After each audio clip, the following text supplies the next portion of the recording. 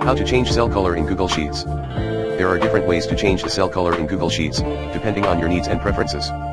Here are some of the common methods. To manually change the cell color, you can select the cell or range of cells that you want to change, and then click the Fill Color button in the toolbar. You can choose from a variety of colors, or use the custom option to create your own color. You can also reset the cell color to white by clicking the Reset option at the bottom of the menu. To automatically change the cell color based on certain conditions, you can use conditional formatting. This allows you to apply different formatting styles, such as colors, fonts, icons, etc., to cells that meet specific criteria.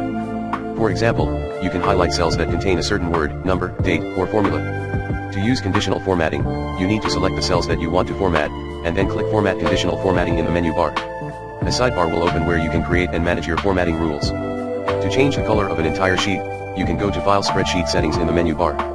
In the Cell Background section, you can choose a color for your sheet. You can also change other settings, such as grid lines, headers, and frozen rows or columns.